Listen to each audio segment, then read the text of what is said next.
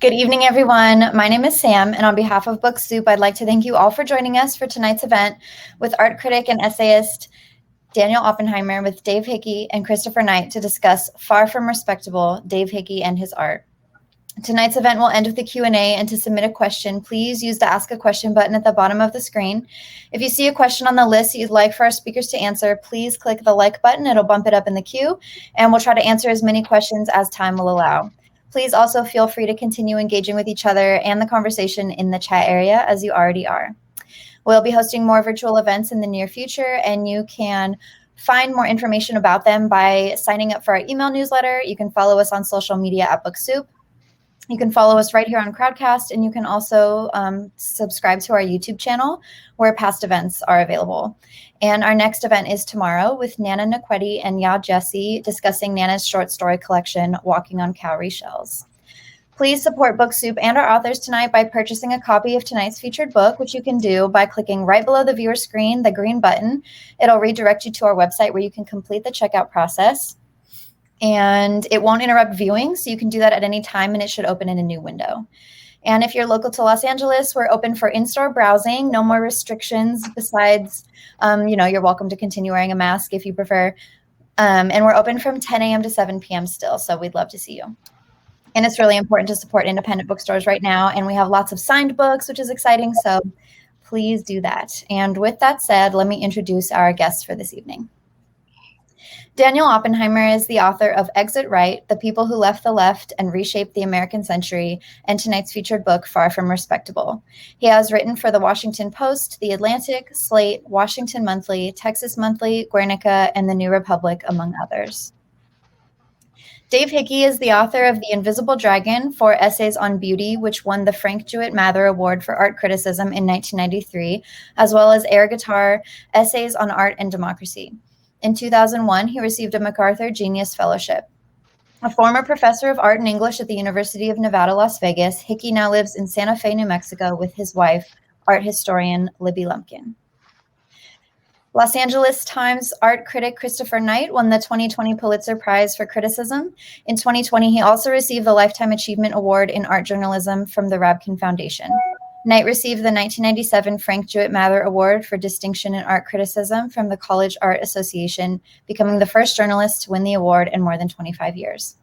It's so exciting to have all three of you with us tonight. Thank you for joining us at Book Soup. Thank you, audience, for being with us virtually. And without further ado, I'm going to turn the camera over to our guests. Please sit back, relax, and enjoy the presentation.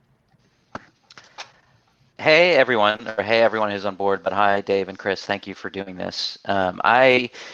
I think what this is going to be, just to give people a sense, is I've done 1 or 2 other Zoom events that have focused kind of a lot on me and the book. But this one, having Dave and Chris kind of here, I think that I'm going to act as the moderator and really interview them and talk about some of the places where they overlap. So I'm going to start by reading a very short passage from my book that talks about a connection between the two of them, and then I'm going to sort of launch from there. Feel free to, I'll try and keep an eye on questions as we go, and I don't have to wait till the end. I can kind of integrate them as they come. But this is just a very short piece just to sort of give a little bit of context. And I'm talking about kind of what I frame in the book as kind of Dave coming into his own as a writer, roughly at the age of 55 or so. He probably would disagree with that framing, but here we go.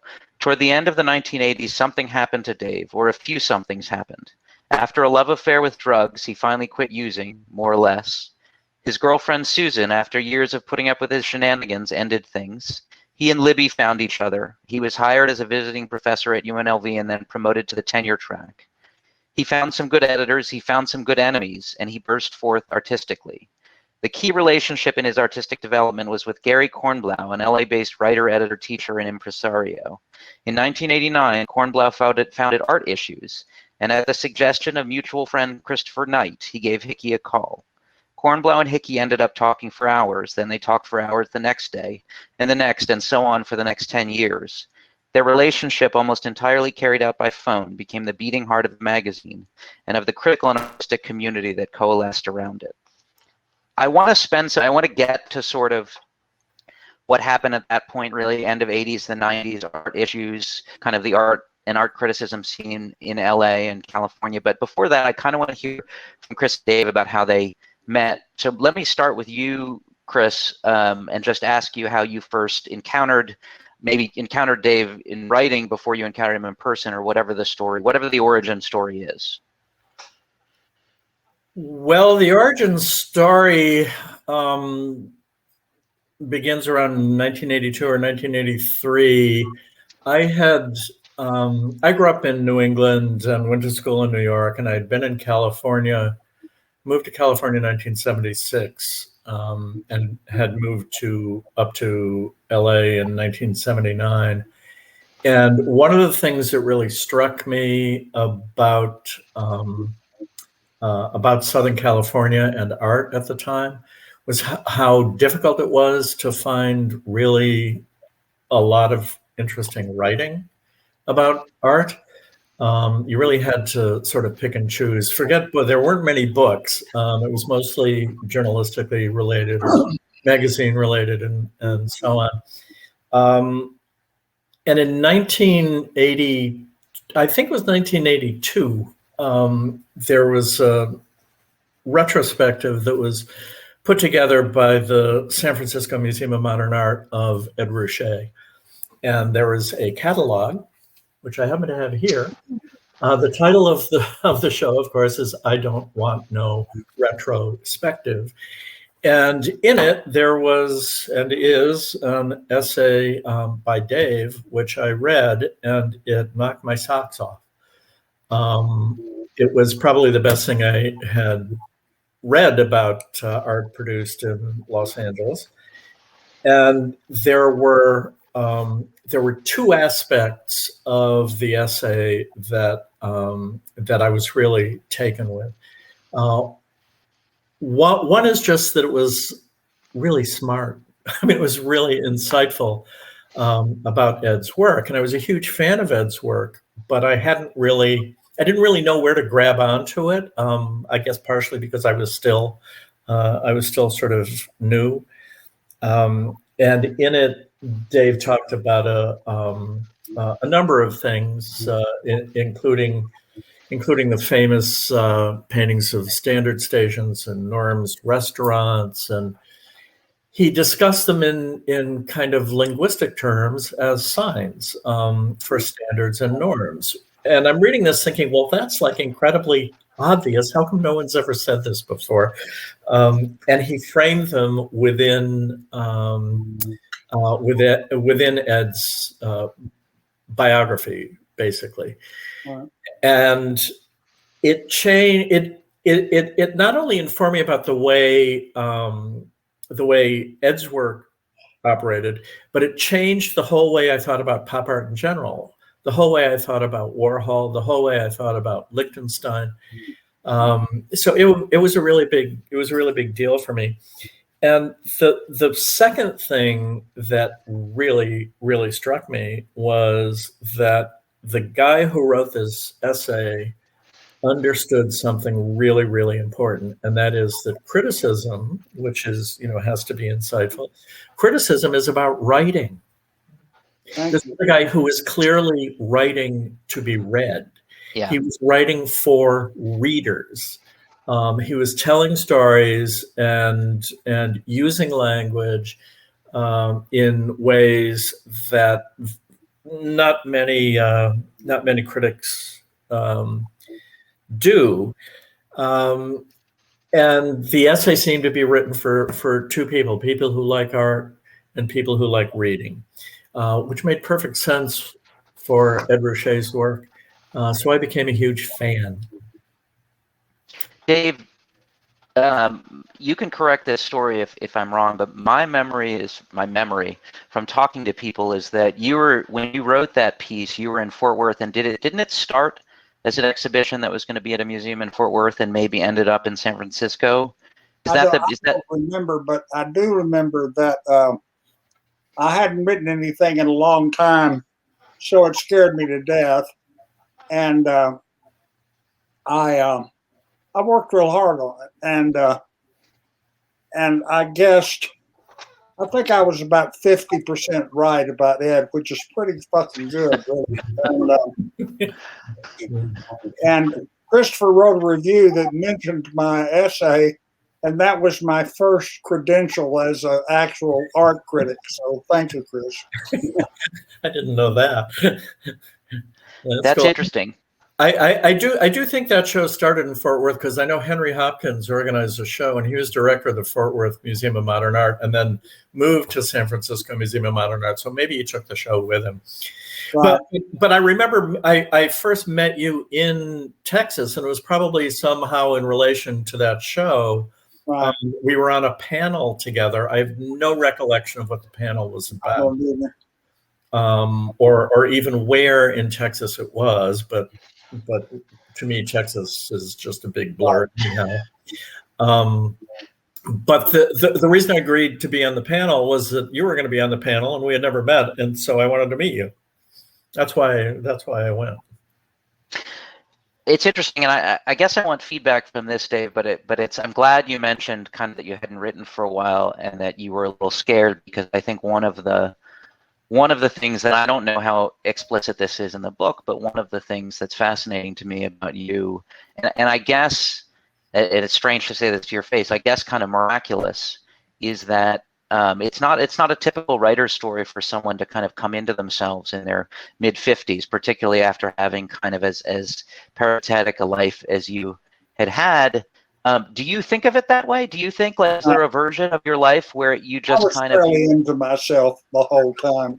You were sure. You mean you were sure that you were as great as subsequently people would tell you were? Is that? I thought I was as orderly as most American writers. That's what I thought. But you hadn't written anything, as you said. You'd written very little for years. I mean, you had written almost nothing about art for almost 10 years, I think. Well, I'd written sheafs of things for places like The Voice about rock and roll, and I had written all those pieces in the Texas Observer and in Country Music Magazine. I was a full-time writer, you know. You were until about 76, or 77, and then there was a kind of, as you've told me, you kind of you retreat back to Fort Worth, and a lot of time watching television in your mother's attic, I think, right? Right. Yeah, I did that.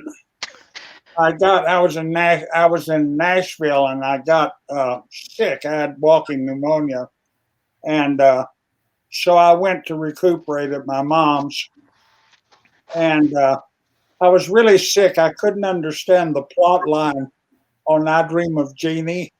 You know, I kept getting confused when I was watching the TV. So I knew I was sick, and but I got better. I'm curious, at what point, because I think one of the parts of your story that is occurring to me now as Chris talks is that you were sort of slowly drawn into the California art world, kind of starting in the 80s, it seems like. And you'd had an important childhood experience in California, but had not been primarily a kind of LA, California guy for a long time. Do you have a memory of that, of kind of slowly being drawn back into the art world, sort of first in Texas and then in California? Part of my youth in California, and I always felt perfectly at home in California, and I had some friends out there, and it was okay. I didn't think much about it. Chris, I'm sort of like, I say he got drawn into the California art world, but I think one of the things that's interesting, and you alluded to this when you said there wasn't much in the way of writing or criticism in California, was that it was a young art world in a lot of respects in the 80s. Is that an accurate way to put it, or how would you characterize where California and LA were sort of vis-a-vis, relative to New York? I think it was a comeback art world in the 80s. There had been a boomlet in the late 50s and 60s. And in the 70s, everything collapsed. People tend to forget that there was like a major recession in the late 70s. And Los Angeles, there was a gallery scene and stuff, but there wasn't a huge market. So when what little market there was collapsed, everything kind of went away for a while. And in the 80s, it started to revive again. I got a job writing about art in the 80s for the primary reason that a a very rich person's will came out of probate, and that was J. Paul Getty. And the other newspaper in town, not the Times, the Herald Examiner, didn't have anyone to cover, this what was suddenly going to be the wealthiest art museum in the world and Right. a rising art scene. And so things are happening. And when Gary Kornblau spoke to me about the magazine he wanted to start, I didn't know Gary. He had been working in a gallery at the front desk of a gallery, so we would exchange pleasantries, but I didn't really know him. But when he told me that what his aspirations were for doing a magazine and asked, wanted to, some advice about what to do, Right. I said, what you're describing is the kind of thing that this guy in Texas does, and you should get in touch with him. Right. Well, do you remember that call, Dave, from Gary? Yeah, sure. But I was saying that I was already familiar with the gallery scene in LA from when I was a kid, when we lived in the Palisades.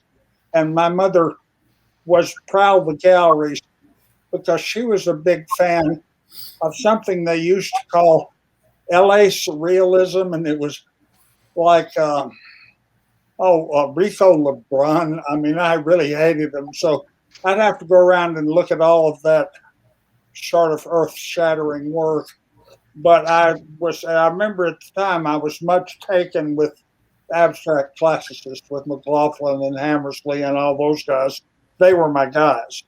They were surfing related, and that's what I was into then. Mm. And but so then when I started going back and forth, I was pretty comfortable with that part of the LA art world, Rico and people like that. Do you remember when Gary called you to ask you to write for Art Issues? I guess. I don't remember much. Well, maybe rather than saying, do you remember the specific moment, does the way that I described it in the book sound true, or does it sound like a romanticization of what that relationship was? In my mind, the romantic version of it is and Gary was he was a great friend, but a really good editor. I mean, he would plod when he edits, and I like plodding editors. Say, on line 5, there's a comma. I don't think it belongs there. That kind of thing. I love that. And do you really mean motherfucker there? And so I mean, I loved Gary's editing, and we had some temperamental affinities. Did you have a sense, maybe this is a question, but did you have a sense of what he was trying to do more globally with the magazine? No. What about you, Chris? Do you remember having a sense like that when Art Issues became a thing, and what that thing was? Well, gosh, I don't know that I knew. I just knew that when Gary described what it was he was hoping to do, it seemed to make sense, and it was meant to be a writer's publication. It was just clear it was meant to be a writer's publication. So I thought that was a really good thing, because not many publications are. And I wrote a couple things for Gary as well. And as Dave said, he's a really good editor. And one thing that I know, being a journalist for 40 years, is that an editor can make you look better than you are. And they can also keep you from looking like a complete fool. So they're really valuable. And it was clear that, I mean, I don't think Gary had any, that I'm aware of, any history of knowing any of this stuff. Right. He just had the sense. So, right. I'm curious. Go ahead, Dave. What were you saying, Dave? Writing for it. I was going to say, and I kind of want to bring this around to, one of the things that the political context, the political and sort of aesthetic context in which Dave became sort of a phenomenon. But I want to ask, one of the things I write about in the book is a sort of, a very LA-centric controversy around a staging of Judy Chicago's dinner party and a big exhibition around it of feminist art that was curated by a young curator named Amelia Jones. And I write about this in the book. I'm trying to think if I can tell the story very efficiently. But this was the first time the dinner party had been staged in many years.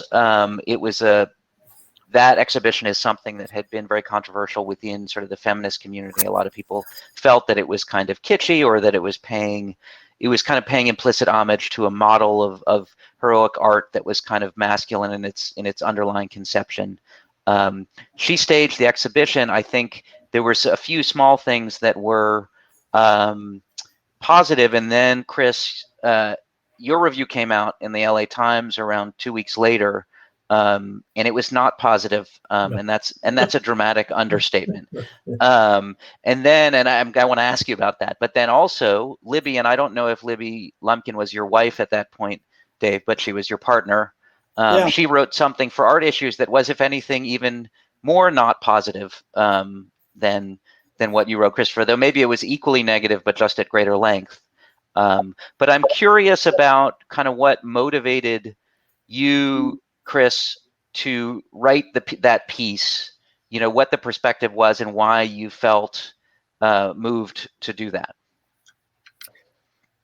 Well, gosh, I would have to go back to the moment to understand the motivation. But there were basically two things. One reason that I came down so hard on it was, as a journalist, I know that if you write an incredibly negative review, people will flock to the exhibition.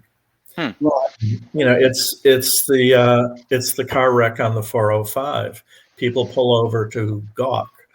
And I thought it was important that people see the show because it was a feminist exhibition. And to my way of thinking, feminism has, especially at that point, had been one of the most important developments in the direction of art in the prior 30 years. It was extremely important, and there was a lot of work in the show that could illuminate that. The framing of the exhibition, however, was completely academic and antithetical to everything I hold dear about museum exhibitions, which is that, like a work of art, an exhibition is an experience. And an academic exhibition is not about an experience. And it's the same reason I'm not that much of a fan of the dinner party as well. So there had been this rising tide of academicism in the art world. So I wanted to talk about that, and I wanted people to see the show. And Dave, I realize you didn't. What? Dave, I realize you didn't write about that, but I think an important context to it, or at least in the way that I have sort of learned the story, is The Invisible Dragon had come out in 1993, and among many other things that The Invisible Dragon is, it's a polemic against the sort of subordination of art to the academicism that Chris was talking about, to all sorts of, to feminist theory, to critical theory, to French theory, to just a sort of scholasticism in the art world. And so, I regard myself as a fairly ready hand with French criticism, but I can honestly say that the show meant nothing to me. I never met Amelia Jones. I don't think I've ever seen Amelia Jones. But what happened? Oh, there you are. You're back to regular size. But my wife was, and she was very engaged with it, and I was engaged kind of in a way, But The thing is, you could at that time, if you looked, from Amelia and Catherine Lord's and all of those girls' point of view, you could see a sort of Bolshevik government going in place in which all these women ran the art world, and much to the distress of a lot of the women artists I knew, like Alexis Smith and Karen Carson and all those people.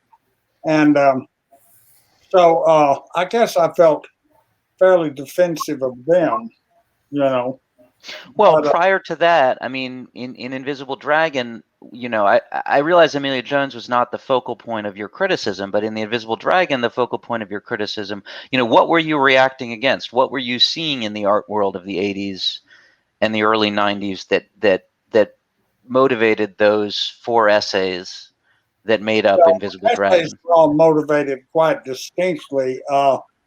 My main hobby, Orson, was just abjection, was just the idea that you put your underpants on the wire hanger and hang it up in the gallery and then stick a dildo inside them or something and try to sell it. I didn't have much patience or interest in that kind of art. Well, is that what you were reacting to? I mean, the way you framed it, and of course I know as a writer, what the way you frame in your writing is not always what's kind of underlying. But the way I read it in Invisible Dragon was part of the motivation was that there was a turn away from beauty. There was the way that Mapplethorpe's art was treated, around the time of that obscenity trial. Right. There was a kind of rising academicism, institutionalization of the art world that offended you or was aversive to you. I mean, is that story you tell about being at a panel and saying, Right. somebody asks you what the issue of the 90s is going to be and you say beauty, and then one thing led to another. Is that true? Is that a true story? That's a true story, yeah. That was at the University of Texas. And I was just being a smart ass. I wasn't on a pony or anything. I didn't, I just think you shouldn't be told what to like. That's as simple as that.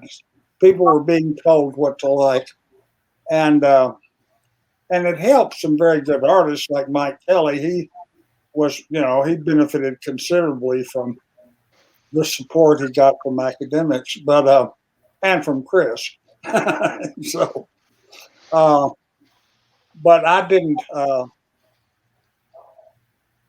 I'm really very lightly engaged, Well, let me ask you a different question, which is, I asked Chris what drew him to you, and I'm curious what drew you to him, because among other things, you wrote the foreword or the introduction to his collection of essays. I forget, when did that come out, Chris? Is that early 2000s?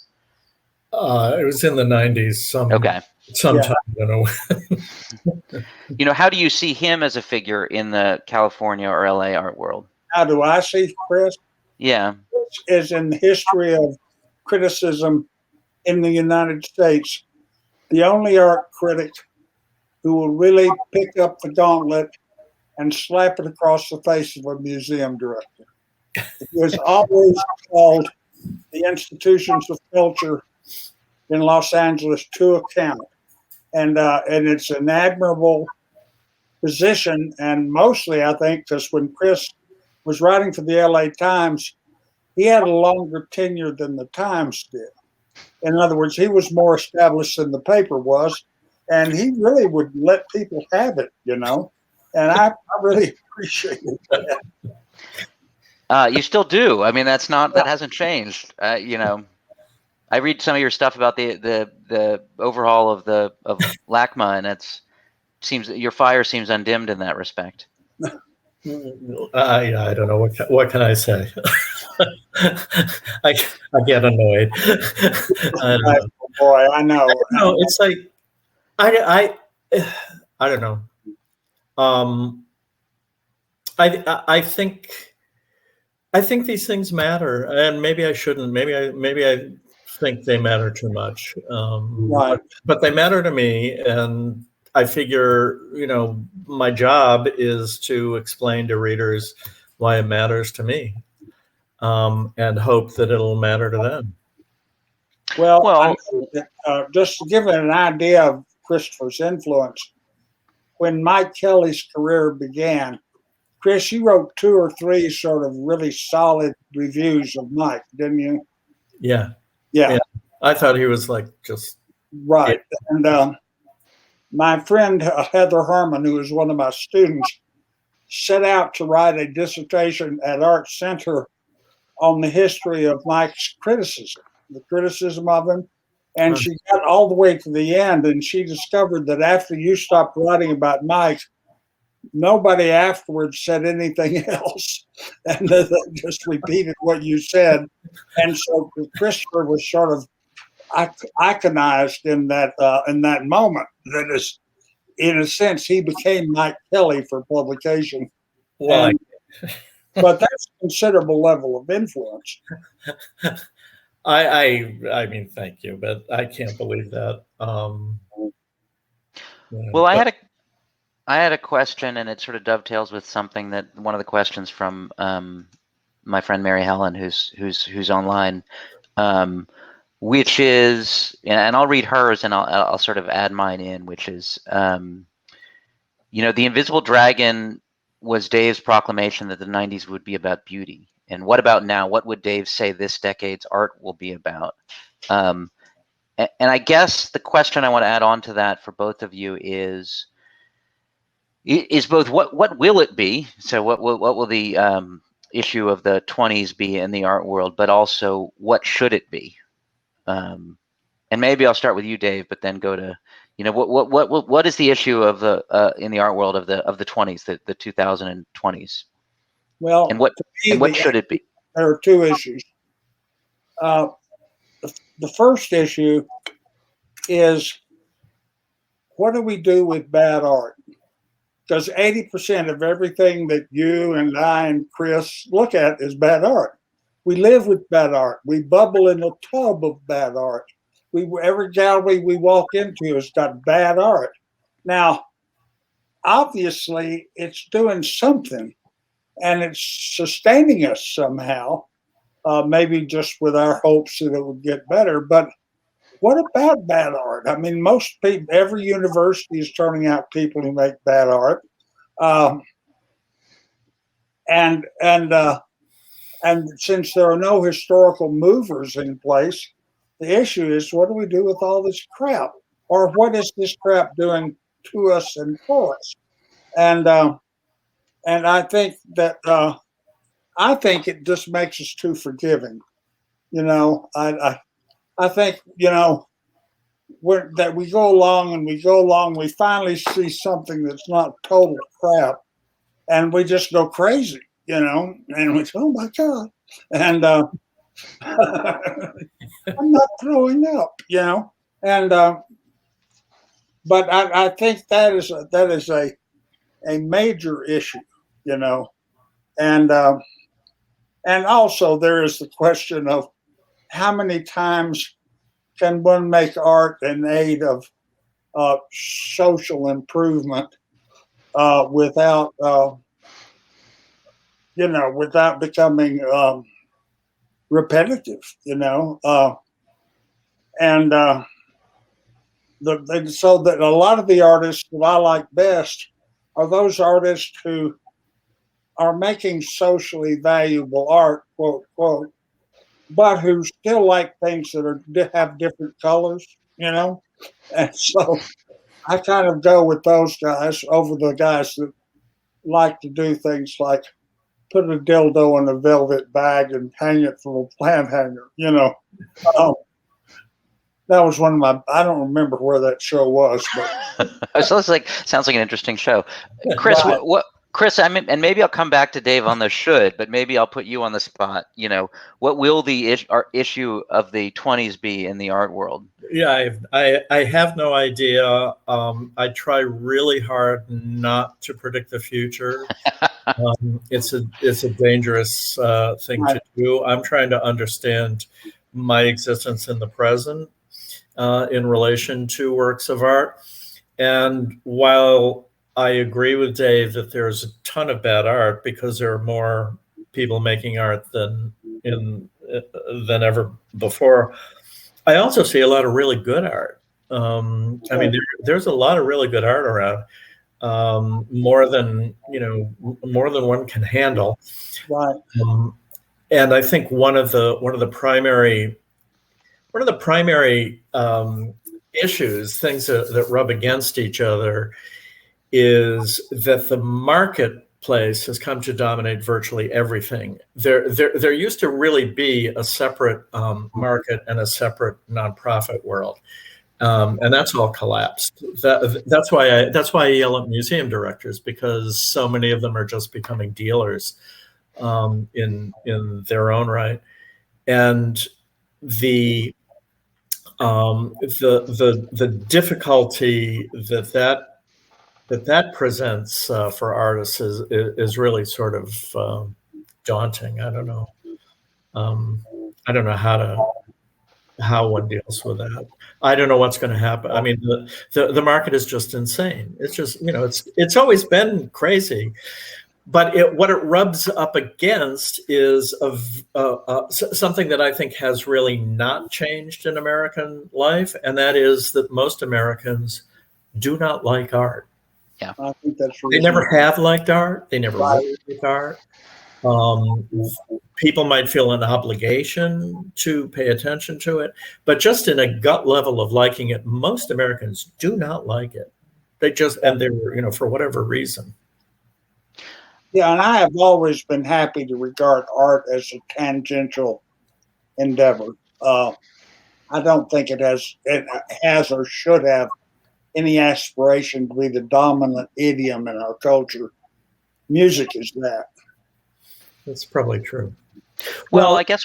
No, go ahead. No, I was going to say, I guess one of the things, that I found myself nostalgic for, or I guess it's vicarious nostalgia because I didn't live through it, but reading about, reading Dave's stuff and reading about, the last, say, 75 years in the art world, or the last 100 years, is what it feels like now is that it's not so much that art was the dominant mode of cultural life, serious visual art ever in America, as you said, Chris, but it's that there were centers of influence, that the art world, though it was small, and maybe because it was small, had centers of influence. So it had magazines that exerted influence. It had coteries of artists who exerted influence, and that there was a certain coherence to it that allowed people to sort of operate, whether it's as an artist or a critic or just a fan or appreciator, within a kind of coherent narrative, within one that made sense, and they could decide whose side they were on and what they were for and what they were against and what they were rebelling against, what new thing they were trying to bring forward. At least that's how I imagine. And again, it's vicarious nostalgia.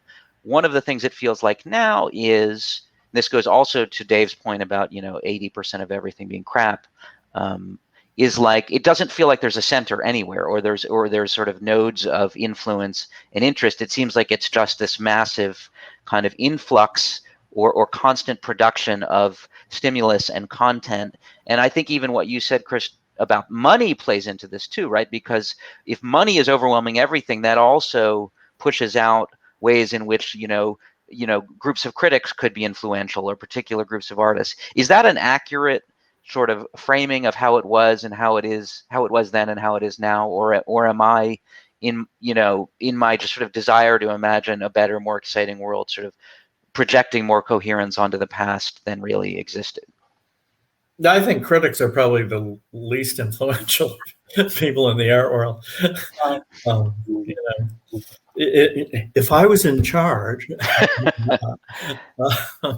But do you have a crew, Chris? Like, do you wish you had a crew? Friends. I have friends. Yeah. I don't know if I have a crew, but I have friends. My friend Showell has a looker. He has a girl that goes around and recommends things to him. I don't have enough money for that. They're people who curate, Peter, right? Yeah. I mean, there's a whole institutional apparatus that has been built up, since I've been doing this for 40 years. This whole institutional apparatus that is designed to make you feel bad if you don't like art.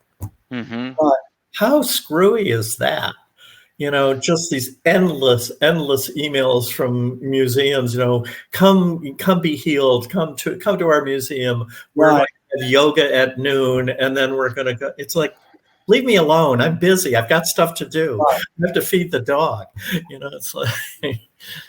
Well, I guess, and this is me imagining I'm sort of speaking in Dave's voice. It almost has it backwards, right? It's not that you should make us feel bad for not liking art. It's actually, and it often that we should that liking art should be a guilty pleasure in a sense, that it has the relationship to art backwards. That art, I mean, this is what I think of as the Hickey kind of paradigm, which is that art should be pleasure maybe before above everything, and imagining it like nutrition, like Soylent Green or something like that, or like broccoli is which is what you're talking about, Chris, is precisely the wrong orientation towards it. Yeah, I think guilty pleasure is honest enough,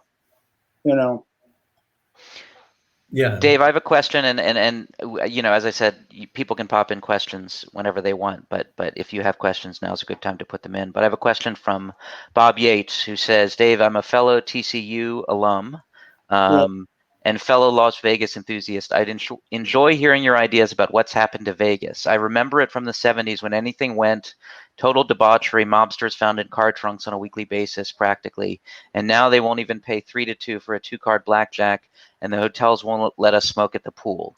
So why continue to go there? Thanks. Well, you go there to gamble, I'm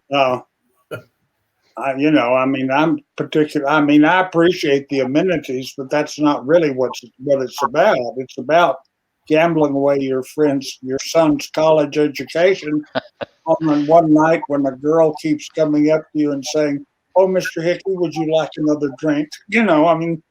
That's what it's about. And but it's I like the amenities. I think it'll be okay. When were you last? Oh, you were last back in 2017. Is that right?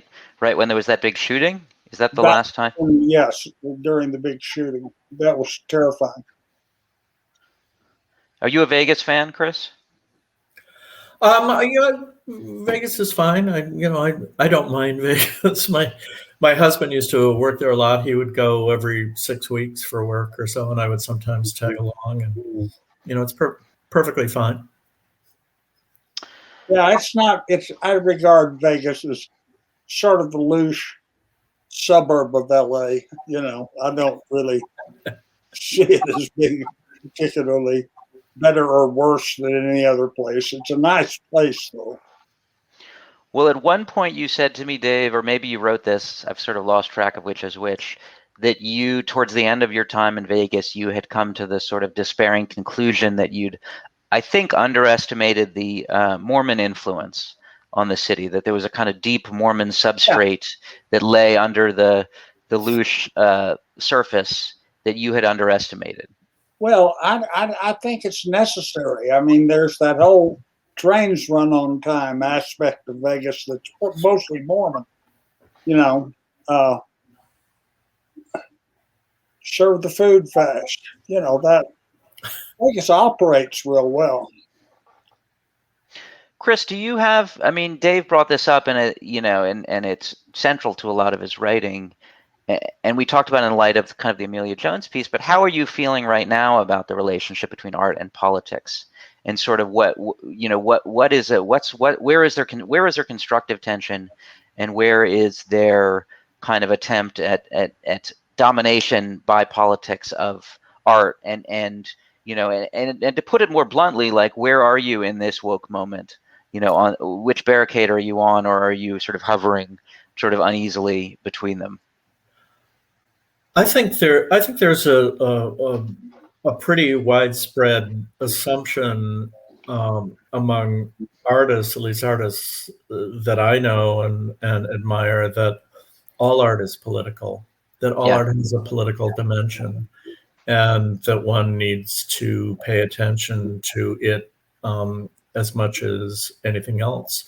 Like when Dave just mentioned color in paintings. Well, color color is political because it's irrational. Right.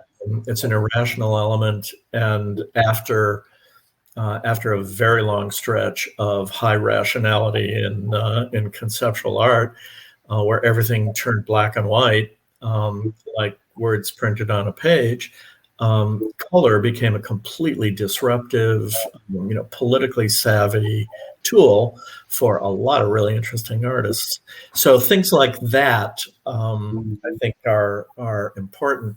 In terms of the specifics of the of what's gone on in the past year in terms of what is coming to be called the reckoning, I think it's like really exciting.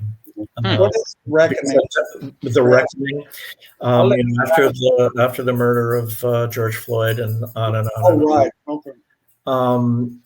Because, I mean, given my age and my life, sort of becoming adult in the wake of the 60s, one thing that's become really clear to me lately is that for decades, I would hear people say, what we need to do in this country is have a conversation about race. What we need to do is have a conversation about race. Well, now we're having it, and people are freaking out that we're having it. And I'm really excited that we're having it. Right. So. Well, I put it to Dave. What? I don't know. What is, where are we now? How do you see where we are now in the relationship between politics and art? I mean, part of me wants to push you, Chris, to elaborate more on that. But I'm curious, how you see in the book, Dave. I mean, I say, you were addressing a kind of what in retrospect looks like a minor advance of the sort of left-wing politics in its in its efforts to kind of subordinate art to its demands, that I would now say is a kind of full-on, military campaign or something like that. But that's not necessarily how you framed it. I don't want to put words in your mouth. Art will go on just fine. I don't think anybody's really worried about Donald Trump taking a painting out of their living room. I don't think it's a real issue.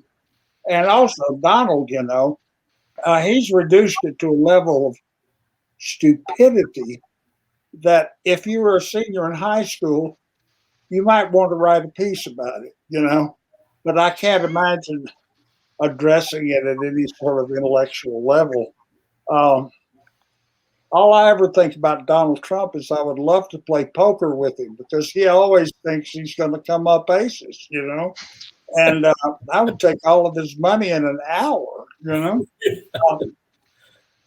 He's a fool, And that's not bad. I mean, we need fools. Well, let me ask both of you, and this is a separate point, but I'm interested, maybe, and Chris, you may relate it to the last thing you said about you being excited about this moment, but what is it? What are some things that are going on in the art world right now that are exciting to you? And I'd ask the same of Dave. What is, if 80% of it is crap and 20% of it is like not crap, and then 2% of it is extraordinary or exciting, what is? Let me ask Dave first. What's exciting to you right now in art? I would be hard pressed to cite specific instances. There are people whom I like and have always liked, and I always look forward to their exhibitions.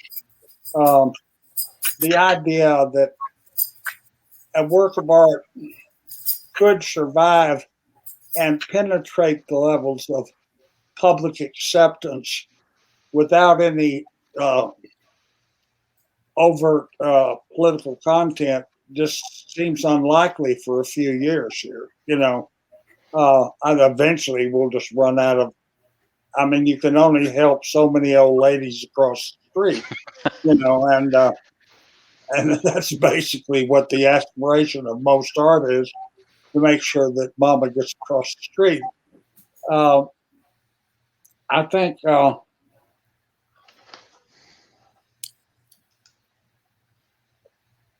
I think that we're about to undergo a major restoration of abstraction. And I see very good abstract paintings, but they're tucked away in corners. And that's my métier. I think abstract. I think like art. It's what I do. It's what I think. It's my life. It's my wife. But it's and I think that will come back, and it doesn't have to come back a whole lot. If you look back on the 50s and 60s, for those of us that were sort of in the tumble of it would seem like a big deal. It wasn't really a very big deal. A Chuck Close show could go unremarked, fairly well. And but there was a lot of good art to be made. What I miss is sort of looking forward to things. I used to look forward to the John Chamberlain show or something like that, or I would look forward to the Kitty Pryce show, and I find that there are not artists producing in that way. Today they'll go off and do a big thing in a vacant lot in Stockholm, and that's good, but that's not the same thing. Nobody wants to wait, nobody wants to take time to develop a constituency of serious admirers. It just doesn't happen. Or maybe it is, and I'm missing it. Well, so Chris, what are you excited? When you talked about being excited, you were framing that, I think, by the end of what you were saying, more just excited about the political moment we're in, and I wasn't sure if you meant and the influence that's having on art. But what's exciting to you right now in the art world? I do partially mean that, and I also agree with Dave that I would be hard pressed to get too deep in the weeds of specificity, because I've been home for the last 16 months. Oh, that's a good point. I haven't seen stuff. Yeah. And if there's a lot of confusion that looking at art online is the same as being in the room, right. And it's not. It's not even close. But I think one of the things I've been doing in the last 16 months, and what artists that I've spoken with have also been doing that I'm excited about is history. People are looking back. All right. One of the aspects of the market domination of all avenues of art is that it's this speedy juggernaut moving forward, and you can't catch a breath. Well, right. We've caught a breath for the last 16 months, and I think one of the things that artists and writers that I know have been doing is thinking about the past and thinking about where we came from and how we got here and what went on. And for Black artists in particular, this is a really big deal, right? Because their history had a giant pair of scissors that cut it off. Mm-hmm. And so their relation to history is different than mine. And I'm really curious to see how that develops going forward. I want to, there's a question that's from the audience, and I want to ask it, but Dave, I don't know if you've been looking at the chat. There's a few comments to you. I wanted to make sure that you saw them, and so I'm going to read them to you quickly in case your vision is not up to it. Lizzie Bolton says, Dave, long time no see. This is the shout out portion of the evening. Lizzie Bolton says, Dave, long time no see. Barbara Zabel says, good to see you, Dave. Quimby Melton says, Professor Hickey, it's good to see your face, sir. Anybody else want to put a message to Dave in the comments, and I will pass it on. So this will be maybe the last question, or the second to last question. But Hunter, and I'm sorry, Hunter, I don't. Okay, thank you, guys. Says, would Dave or Chris like to talk about the difference between beauty and beautiful as concepts? Well, I think the beautiful is a kind of a cultural assumption. Beautiful is Sierra Club. And it's not that it has no beauty, it's just that it's beautiful, great.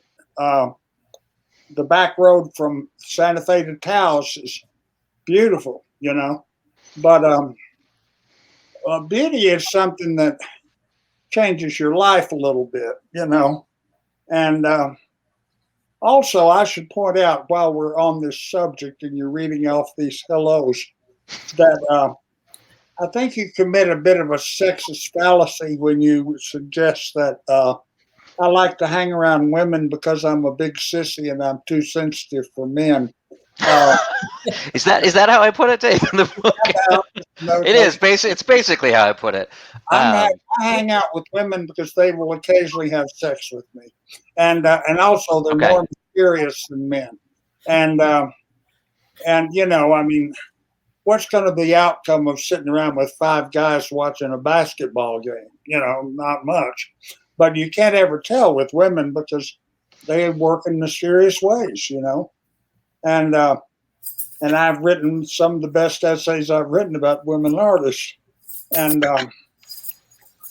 just in my ignorance and my not knowing, and but I think the real issue I think that I have today in the art world is the consequences of identity politics, because the aesthetic of identity politics is to take the aesthetic of a tourism and multiply the base so that the work doesn't embody Pollock's ideas, it embodies Black people's ideas. You understand. In other words, we're talking about sort of a group identification, and also the presumption is that some aspect of the artist's intention resides in the art.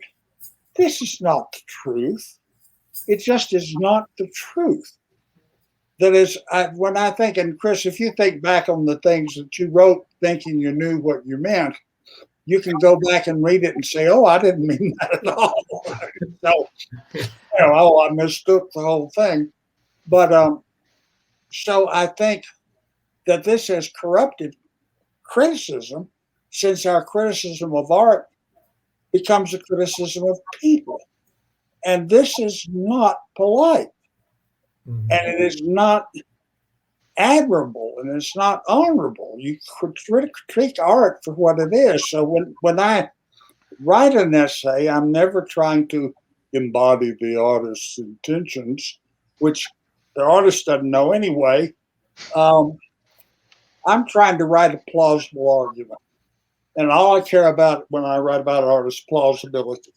And if the artist doesn't agree, I just ask him to wait. Eventually he will. And so, in other words, I just don't care about what artists think and feel, to be honest. I care about what they make, and I care about what those things might mean, how they might refer. But the idea about whether this has to do with Betsy's abortion is just grotesque, And so, but the equivalent, the outcropping of identity politics has been to personalize all art. And what a corrupt thing to do, What a cheesy thing to do. If you just if you just wanted to criticize a person, go ahead and criticize them, Like, I had dinner with Johnny last week. He was really not there at all. You know what I mean? It didn't seem to have fulfilled his ambition. That's crazy, So a lot of contemporary criticism, I think, is crazy. So No, I was going to say, Dave, I want to say one thing after I ask you this, Chris, but I guess I'm not denying that, but that's not why I hang out with women. Okay. Yeah, I was going to say I thought you were proud of that. Chris, I guess I'll leave it up to you whether you want to say something about the distinction between beauty and the beautiful, Dave's riff on the problem with how identity politics influences art, or maybe just something much more general about Dave and his work and kind of what its significance is today, or what its significance was to you? Generally, I'd say the beautiful is something that is handed down from above, determined by others, that you are told to accept, whereas beauty is something around which groups of people coalesce, depending on what their reception to the beauty is. And so it's beauty is about multiplicity, and the beautiful is about just one thing. Right. And I think that was completely missed by a lot of people who were upset with Dave's idea about beauty and the beautiful. And I always think about a symposium that was put together at UCLA by a group of people who were horrified by the discussion of beauty. And they titled the symposium "On the Ugly," which told me they didn't understand what they were talking, or what Dave was talking about, because he was not talking about the beautiful, and they were countermanding it with the ugly. It was just ridiculous.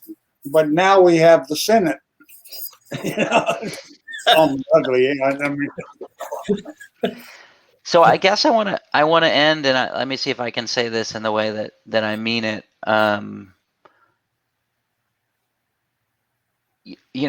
Chris, you said earlier something about how you think this stuff, by this stuff I mean art, kind of means something, that it matters. What you mean? Yeah, to you.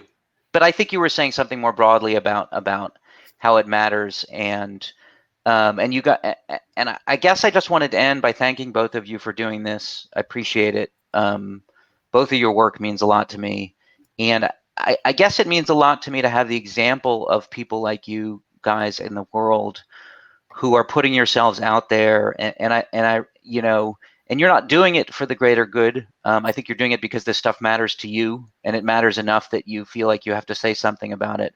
But I think there's some relationship you've evolved between the stuff you're writing about and yourself, and the way that you think it matters to you, that has an impact on the rest of us.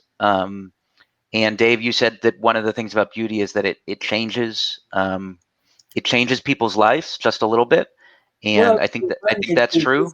Consider your options, Right. At a minimum, it helps you reconsider your options, and I guess all I can say is I thank you for doing this thing, but thank you for also kind of putting yourself, both of you, out there in the world in a way that I think does that for people, changes their life, or at least helps them reconsider their what. Thank you for the book, Daniel. I think he went into it with the right heart, and it came out that way. True. I agree. And I will also say, I've said this before in talks, and sometimes people get upset, but I really do believe that it is entirely possible to live a long, happy, and productive life without ever seeing a painting. Right. Many people in my own family have done it. Right. I agree 100%, but the tribe of people to whom those things matter also deserves its critics, its bards, its writers, its artists. And so I agree 100%. And I think that doesn't diminish the lives that you're living, that we're living, where those things matter at all. Well, thank you very much, Daniel. Thank you, Dave. Thank you, Chris. I really appreciate it. Take care, Chris. You too, Dave. Are you in the desert? I am in the desert. It's 108. Thank you all for being with us tonight. Thank you, Daniel, Dave, Christopher. It was a great conversation, very thought-provoking. I really appreciate you being with us at Book Soup tonight. So thank you for taking the time. Thank you, everyone in the audience who joined us. Thank you for your questions and being active with us in the chat. And I hope everyone has a wonderful rest of their night and week. Thank you.